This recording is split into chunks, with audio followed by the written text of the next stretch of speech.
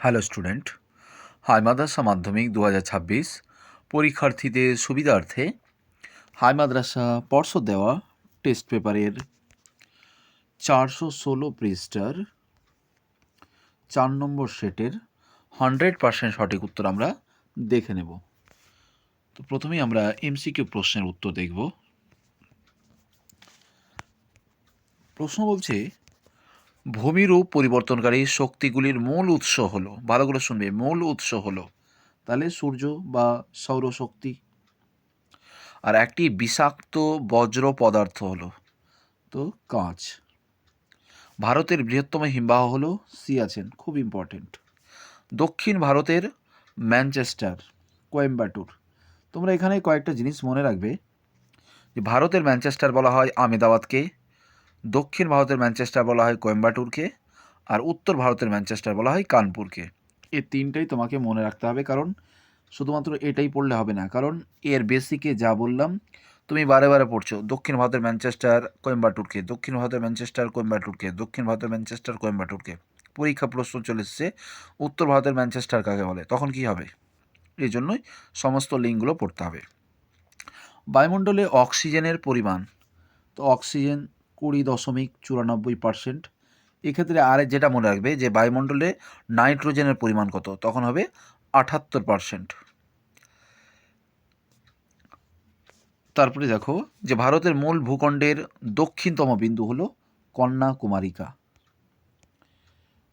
এটা হবে কন্যাকুমারিকা। এখানে কয়েকটা জিনিস আর মনে রাখবে যে ভারতের দক্ষিণতম বিন্দু হচ্ছে ইন্দিরা পয়েন্ট, আর ভারতের উত্তরতম বিন্দু হচ্ছে ইন্দিরা কল, আর ভারতের মূল ভূখণ্ডের দক্ষিণতম বিন্দু বললে কন্যাকুমারিকা হবে। পরবর্তী দেখো, বিশ্ব উষ্ণায়নের মুখ্য গ্রিন হাউস গ্যাস হলো, বিশ্ব উষ্ণায়নের কারণে মেন গ্রিন হাউস গ্যাস হচ্ছে CO2, কার্বন ডাই অক্সাইড। আর নিম্নভূমির উচ্চতা বৃদ্ধি পায় আরোহণ প্রক্রিয়ায়, মনে রাখবে ভূমির উচ্চতা যখন বৃদ্ধি পাবে আরোহণ, যখন হ্রাস পাবে তখন হবে অবরোহণ, যখন সমান হবে তখন হবে পর্যায়ন। সমুদ্র পৃষ্ঠের বায়ুর গড় চাপ হলো 1013.25 মিলিবার বা 1013.2 মিলিবার। বর্তমানে ভারতের অঙ্গরাজ্যের সংখ্যা হচ্ছে 28টি। আর ভারত ও চীনের মধ্যে যে সীমারেখা আছে তাকে বলে ম্যাকমোহন লাইন।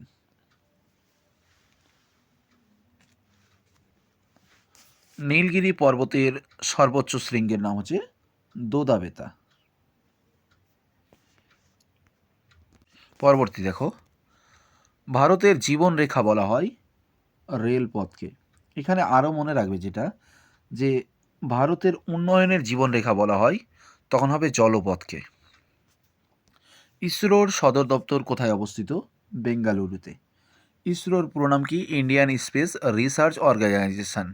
কী জন্য বিখ্যাত? ভারতীয় মহাকাশ গবেষণা কেন্দ্রের জন্য বিখ্যাত। এবার আমরা সত্য মিথ্যা দেখব। আসিনা ঝড় দেখা যায় শীতকালে, মিথ্যা, শরৎকালে। আর উষ্ণ মরু অঞ্চলে বায়ুর প্রধান কাজ, এটা একদম সত্য। আর হিমরেখার ওপর থেকে নদীর কাজ শুরু হয়, মিথ্যা, এটা উল্টো দিক থেকে, অর্থাৎ নদীর কাজের ওপর দিয়ে কিন্তু হিমরেখা যায়। উপগ্রহ চিত্রে ছদ্মরং ব্যবহার করা হয় না, এটা হচ্ছে তোমার মিথ্যা, ছদ্মরং অবশ্যই ব্যবহার করা হয়।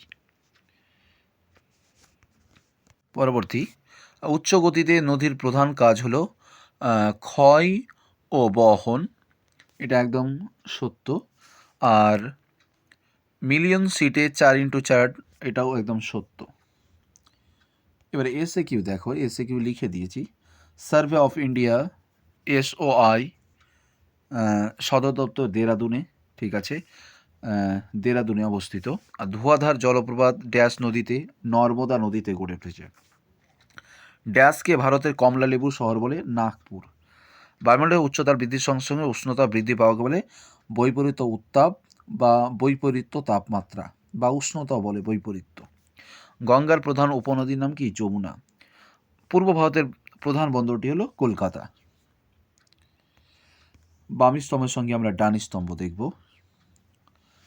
গ্রাব রেখা থেকে হবে হিমবাহ, মৌসুমী বায়ু থেকে সাময়িক বায়ু, বিজ্ঞান নগরী থেকে বেঙ্গালুরু, ITCZ থেকে নিরক্ষীয় নিম্নচাপ অঞ্চল, দুর্গাপুর থেকে, এটা হবে ভারতের রুট কেটে, কটক থেকে ধান গবেষণা কেন্দ্র। কয়স্তম্ভের সঙ্গে ক্ষয়স্তম্ভ দেখব।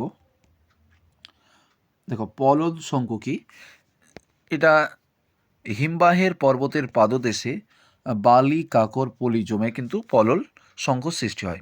তারপর দেখো প্লায়া কি লিখে দিয়েছি, মরু অঞ্চলে লবণাক্ত জলের হ্রদগুলিকে প্লায়া বলে। তারপর দেখো দোআব কি, যে নদীর উচ্চভূমিকে নদীর উচ্চভূমিকে যে পৃথক করে দেয়, তাকে কিন্তু দোআব বলে।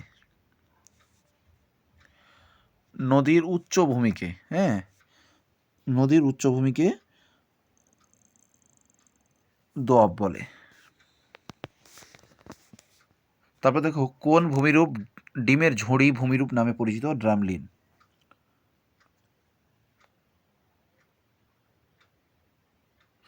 বরদৈছিলা কোন রাজ্যে সংঘটিত হয়, আসামে। পশ্চিমবঙ্গের কোথায় পেট্রোরসায়ন শিল্প গড়ে উঠেছে, হলদিয়া।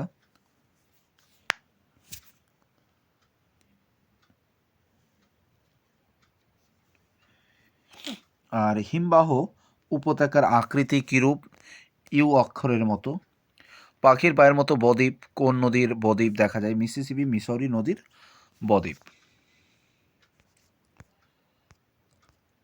তোমাদের সুবিধার্থে নিয়ে এসেছি, যারা হাই মাদ্রাসার ক্ষেত্রে পরীক্ষা দেবে তারা অবশ্যই চ্যানেলটা সাবস্ক্রাইব করবে। হাই মাদ্রাসা মাধ্যমিক 2026 পরীক্ষার্থীদের উদ্দেশ্যে আমাদের এই প্ল্যাটফর্ম, এই ইউটিউব চ্যানেল হচ্ছে হাই মাদ্রাসা প্রিপারেশান করার জন্য নাম্বার 1 ইউটিউব চ্যানেল। অবশ্যই সাবস্ক্রাইব করবে। যারা দেখছো অবশ্যই একটা লাইক দিয়ে উৎসাহিত করবে।